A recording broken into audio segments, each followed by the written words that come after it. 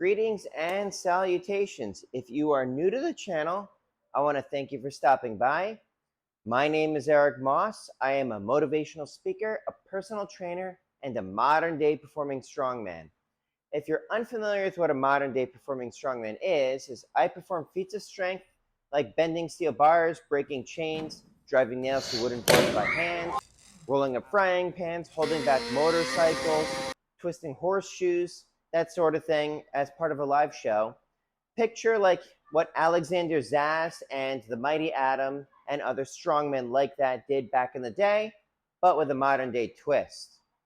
Now, being a personal trainer as well as a modern day performing strongman, I know that people have questions for me about my approach to strength, the various things that I do, my philosophy and stuff like that. So I started a YouTube series where I would invite you to ask me questions, and when you have a question, I get back to you with your very own customized video. Pretty neat, right? So this question comes from Patrick Starr. And he says, what do you do for recovery after one of your shows? Also, do you do any cardio to keep your low body fat? Are you mindful of your calorie intake? Thank you for asking that, Patrick. So, as far as my recovery, there are a couple different things that I do. There are the things that I almost always do. There are the things that I do as needed. And there are the things that I sometimes do as I just kind of feel like it, right? So it kind of depends on the show. You know, like for the most part, I just try to take it easy, at least as easy as I can, given that I have multiple businesses that I have to run. You know, like I've sometimes come straight from a gig back to my personal training studio where I have to load and unload plates for my various clients. That's not exactly taking it easy. And I also have to go home and spend time with my kids and play with them. And they like to climb me like a tree because they're at that age. And I want to make sure that I'm there as their father for that sort of thing, instead of just looking out for my own self-interests and end up regretting it down the line.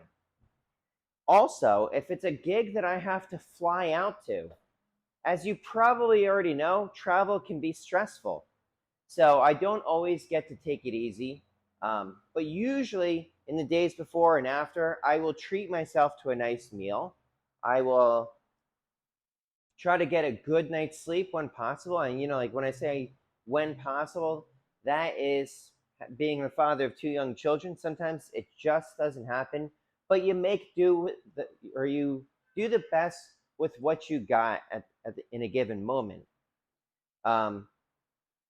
If my hands are particularly beat up, what I'll do, and this is a tip that I got from Hercules Chris Ryder, is I will fill a sink with ice cubes and fill it up with water and hold my hand in it for 1 minute.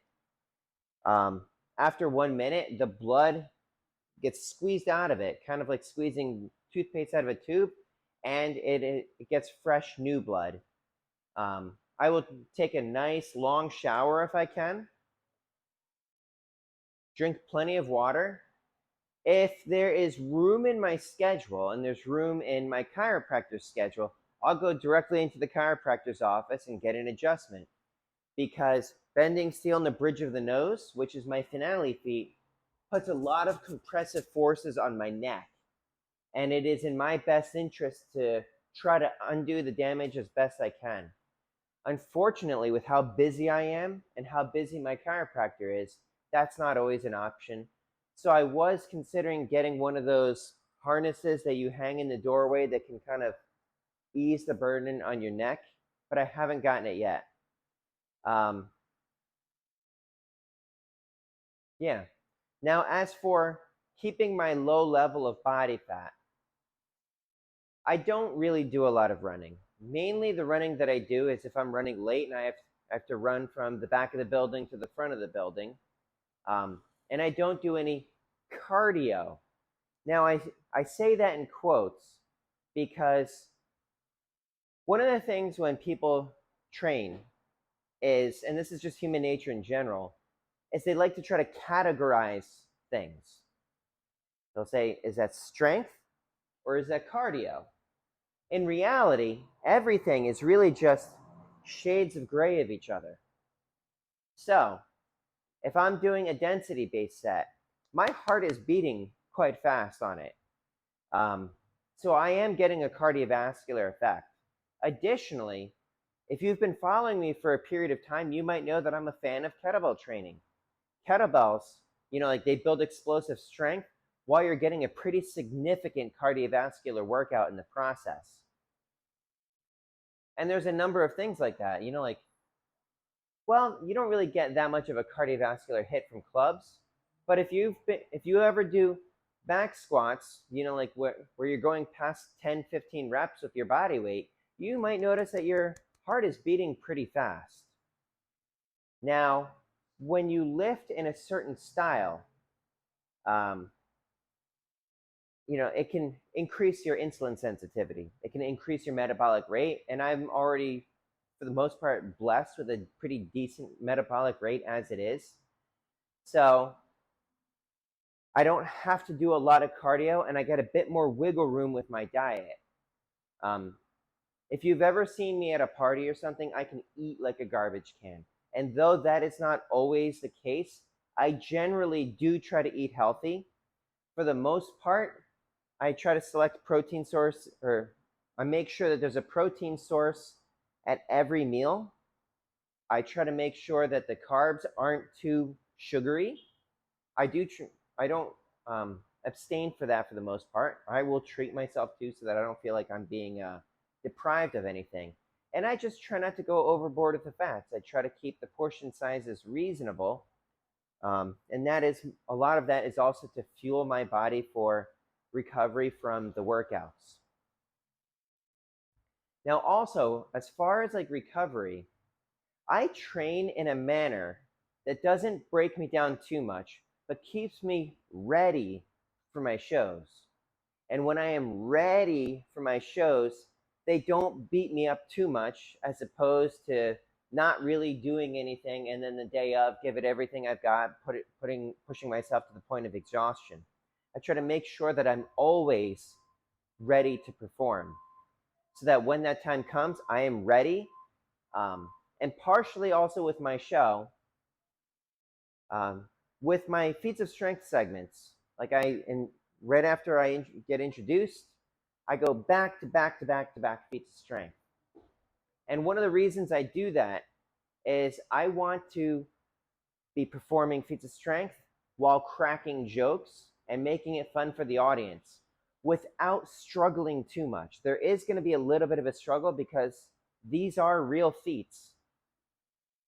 But I want the audience questioning in their head, how did this guy get so strong? This is crazy. And then after I've nailed down their attention, I tell them my story. I tell them what I've learned from my strongman mentors that allow me to do the things that I can do, which provided the subject matter for my motivational speech.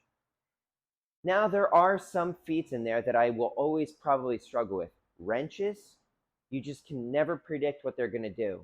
And I've had some horseshoes that were tempered that I wasn't able to move, and those things became isometric pieces. But I hope that answers your question. If you have any additional questions, or you want to follow up or anything like that, drop it in the comments below, and I will get back to you with your very own customized video. If anybody else has questions, drop it in the comments below, and I'll get back to you with your very own customized video. Pretty neat, right? But if you enjoyed this content, please let me know by hitting that like button. If you want to see more of this sort of thing, subscribe to the channel. I also do vlogumentaries that document my various shows and bring you in behind the scenes so you can see what it's like being a modern day performing strongman. And of course, if you think there's anybody that should see this, please share it with them. You know how this YouTube thing works. It's not rocket science. You guys have been here a while. But that's it for today. I thank you for watching.